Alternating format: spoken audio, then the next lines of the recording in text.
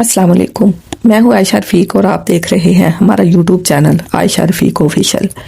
नाज़रीन, ये अफसोसनाक वाक़या गुजरांवाला के इलाके अहमद नगर में पेश आया है, जिसे आम तौर पर अहमदा नगर या आमदा नगर भी कहा जाता है, जहाँ पर 14 सितंबर को शादी होती है। दुल्हन बनकर लड़की अपने ससुराल जाती है और फिर 28 सितंबर की सुबह उसके भाई को एक फ़ोन आता है और ये फ़ोन लड़की के शोहर का होता है। वो लड़की के भाई को कहता है कि तुम जल्दी से अस्पताल पहुंचो, क्योंकि तुम्हारी बहन की तबीयत बहुत ज़्यादा ख़राब है, उसकी हालत बहुत ज़्यादा ख़राब है और हम उसे अस्पताल लेकर आए हैं। ये सुनकर लड़की का भाई दौड़ता हुआ अस्पताल पहुंचता है। वहां जाकर जब वो अपनी बहन की हालत देखता है तो वो सकते में आ जाता है। उसके पांव तले से ज़मीन निकल जाती है, क्योंकि बहन के मुंह से झाग निकल रहा था। आपको मालूम है कि अगर किसी के मुंह से झाग निकले तो इसका मतलब होता है कि या तो उसे जहर दिया गया है, या उसने कोई जहरीली चीज़ खा ली है, या उसके खाने में कोई जहरीली चीज़ मिला दी गई है। और ऐसा सांप वगैरह के काटने की वजह से भी होता है, यानी जहर किसी भी किस्म का हो, इंसान के मुंह से झाग निकलता है।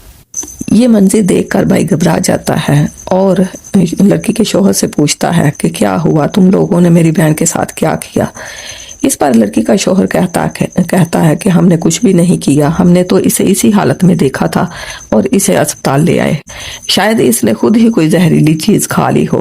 डॉक्टर्स हर मुमकिन कोशिश करते हैं कि किसी तरह लड़की की जान बचा ली जाए, लेकिन वो बेहतर नहीं हो पाती।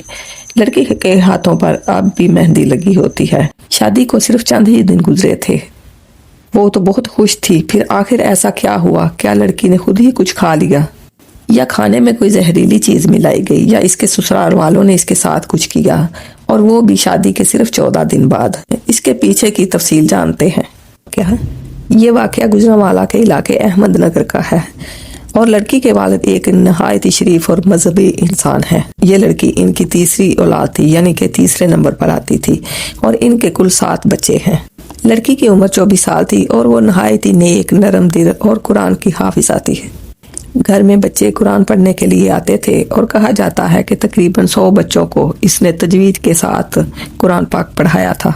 जब बेटी बड़ी हुई तो रिश्ता तलाश किया गया। मोहल्ले की एक खातून ने बताया कि एक अच्छा रिश्ता है, एक लड़का है जो कि अपनी माँ के साथ रहता है। इसके वालिद फौत हो चुके हैं और एक बहन है जो कि शादीशुदा है। खातून ने कहा, आपकी बेटी इस घर में राज करेगी। लड़का 29 से 30 साल का है और फैक्ट्री में काम करता है। लड़की के वालिदैन ने जाकर इनका घर देखा। छोटा सा मगर साफ सुथरा घर था, गाड़ी थी, बज़ाहिर सब कुछ ठीक लग रहा था। यूं मंगनी हो गई और तकरीबन 6-8 माह बाद शादी कर दी गई। वालिदैन ने अपनी हैसियत से बढ़कर जहेज दिया और बेटी को रुखसत किया, इस दुआ के साथ कि वो अपने घर में खुश रहे। शादी के 2 दिन बाद ही लड़की का शोहर कहता है कि तुम्हारे घर वालों ने अच्छा नहीं किया, उन्होंने तो हमारी बेइज्जती कर दी है। जिस पर लड़की हैरान होकर कहती है कि ऐसा कैसे हो सकता है कि मेरे घर वाले आपकी बेइज्जती करें? उन्होंने तो आपकी इतनी इज्जत की है, मैंने खुद देखा है कि जब भी आप जाते हैं तो मेरे घर वाले आपकी इतनी इज्जत करते हैं। इसी दौरान शोहर की माँ भी कमरे में आ जाती है और कहती है कि क्या ये कम बेइज्जती है कि बेटी को बेचते वक्त ससुराल वालों को अच्छे तोहफे तोहफ़े नहीं दिए गए, पूरे ख़ानदान को कपड़े नहीं दिए गए। लड़की कहती है कि मेरे माँ बाप ने तो हर एक चीज़ दी है, जिस पर सास कहती है कि भाई हमें तो कुछ भी नहीं मिला। लड़की परेशान होकर कहती है, अम्मी ने तो सबके लिए कपड़े और तोहफे बनवा कर दिए थे, जितनी हमारी हैसियत थी हमने किया। इस पर सास गुस्से से कहती है कि शर्म आनी चाहिए तुम लोगों को, हमारे खानदान में तो चचा, मामू, खालू सबको कपड़े दिए जाते हैं। लड़की खामोश हो जाती है और बेइज्जती बर्दाश्त कर लेती है। फिर अपनी माँ को फ़ोन करती है और सब कुछ बता देती है।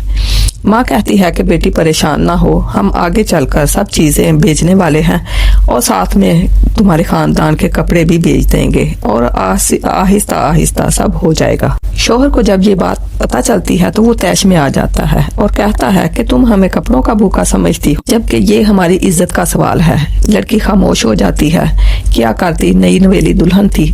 फिर 14 दिन के बाद ये खबर आती है कि बेटी अस्पताल में है। इसका भाई अस्पताल पहुंचता है। लड़की को थोड़ा होश आता है। भाई पूछता है कि क्या हुआ बहन, क्या हुआ तुम्हारे साथ, लेकिन वो बोल नहीं पाती। डॉक्टर्स बताते हैं कि लड़की को कोई ना कोई जहरीला केमिकल यानी कि तेजाब वगैरह पिलाया गया है। इसका मुंह अंदर से जल चुका है, वो बोलने के काबिल नहीं है। भाई उसे कलम देता है और कहता है कि लिख कर बताओ क्या हुआ है। तो लड़की कांपते हाथों से लिखती है और भाई उसी लम्हे की वीडियो भी बना लेता है ताकि कोई ये ना कहे कि किसी और ने लिखा है। अब वो क्या लिखती है सुनकर आपका दिल दहल जाएगा। लड़की ने लिखा कि मेरी सास और मेरे शौहर ने जबरदस्ती मुझे कुछ पिला दिया है। झगड़ा इस बात पर हुआ कि हमने पूरे खानदान को कपड़े नहीं दिए। ये उसका आखिरी बयान था।